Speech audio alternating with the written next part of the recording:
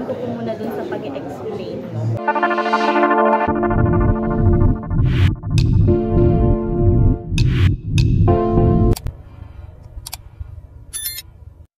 Welcome sa part 3 nitong video. So nandito po tayo ngayon sa City of Olongapo at meron po tayong ginaganap na event dito sa lugar na to. Panoorin niyo po yung first part at yung second part dito ng Olongapo ride natin, dahil yung first part natin ay sa Natividad Guagua, Pampanga tayo nag charity ride, at yung second part naman ay dito sa may New Cabalan, Olongapo City. So ngayon ay pupunta na tayo sa Olongapo City dahil meron kaming seminar ng kagulong. So bali 10 piraso lang naman yung napili sa amin. Samahan nyo lang ako mga kapotpot at pupunta tayo sa City of Olongapo. Ibabahagi ko sa inyo ang napag-usapan namin o ang seminar namin dito sa kagulong. Stay tuned lang kayo mga kapotpot dahil ipapasyal ko kayo dito sa Olongapo City.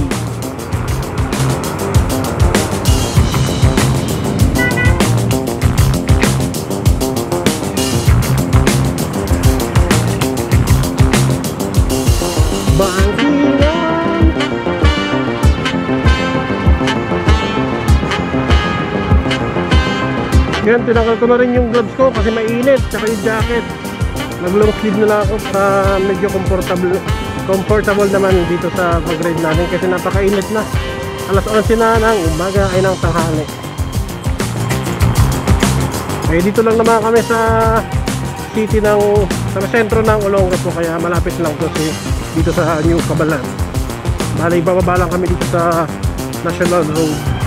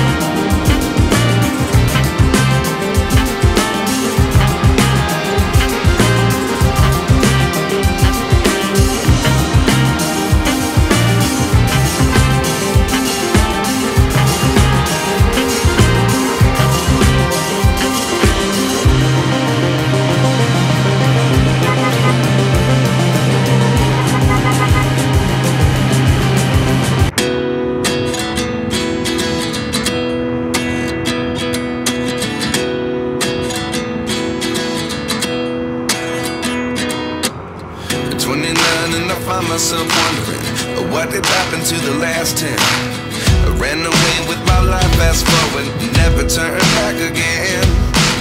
It's kind of funny that the more we pass time, the more we need to set the rewind. And 19 was the year I had to leave you, but now I'm seeing all the signs. Is this really happening? I can't believe it's true. I'm just as surprised as you. Is this really happening? I can't be too sure. But one day dito nagsimula yung color coding, o dito may color coding na jeep tsaka tricycle. So, kahit hindi mo natingnan yung signboard, basta alam mo yung kulay ng jeep na sasakyan mo. Life lessons come one in a dozen, the other 11 give something from nothing. I sit here looking for an answer. Maybe the biggest question was in the last chapter. You gave me the soul I have today. Without you I never could have moved away. But now I see what you teach. I do believe I always should have stayed, yeah.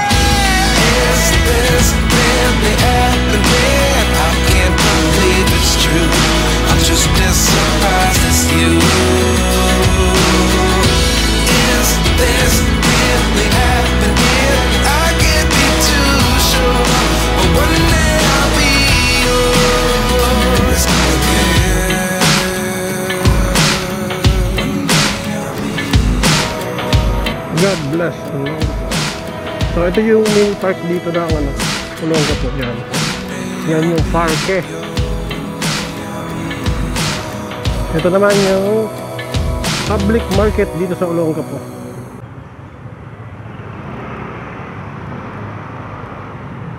Yan, dito siya located sa Magsaysay Drive, Olongapo City.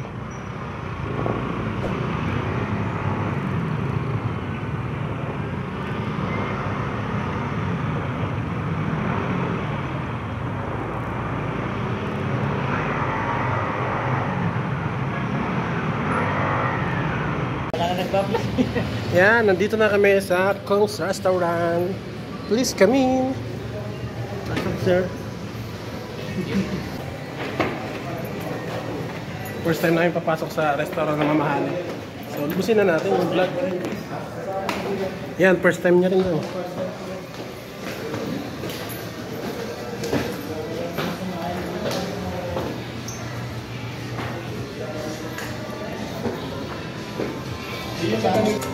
Yan, first time makapasok ko.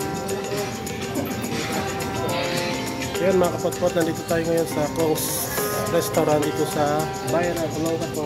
So ayun na yung labas. Katabi pala nito yung Kenny's Mart tsaka City View. Napaka-grande na yun to. Kala mo professional vlogger na tayo. So mamaya naman update ko na lang kayo pag nag-umpisa na yung event dito. Patuloy yung ating paglilinaw sa gawa natin ng mga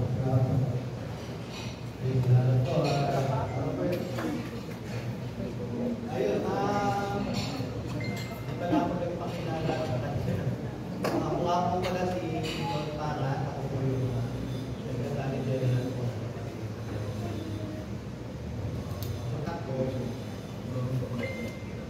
Dito sa FGD na gagawin natin, ikaw mamaya ipapaliwanag naman ng ating mga kasusunod. Yung mas detalyadong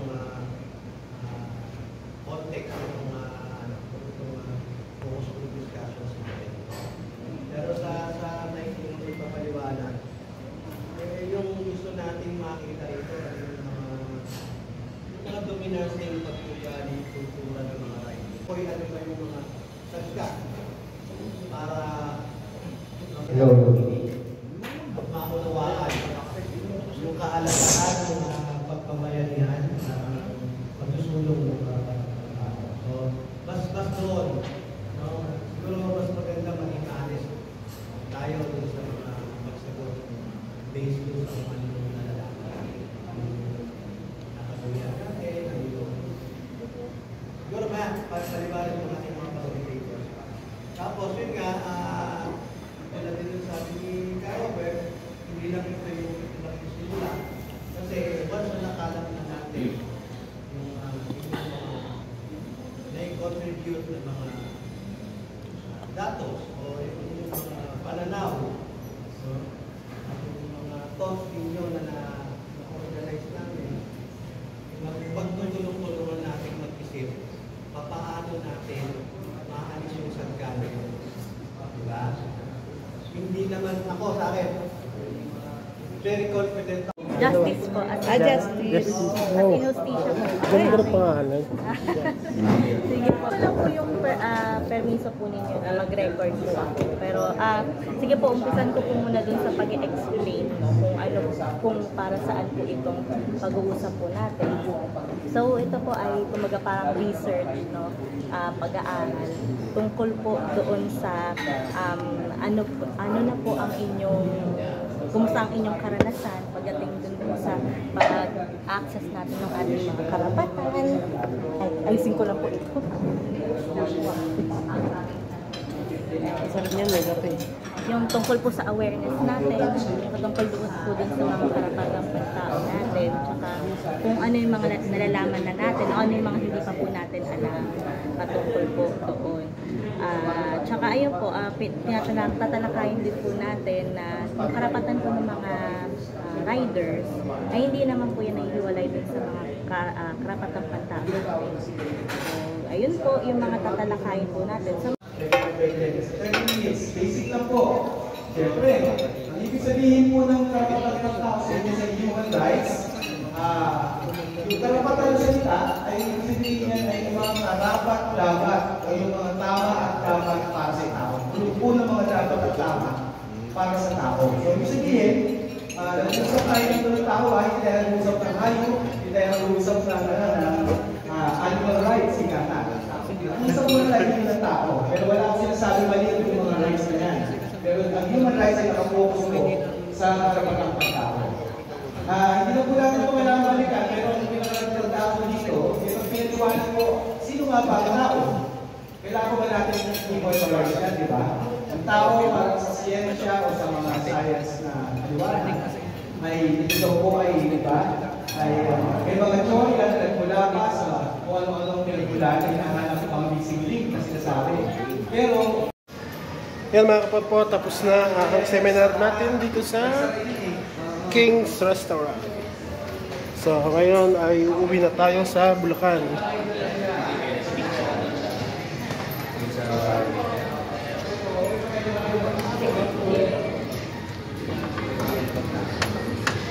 Yan.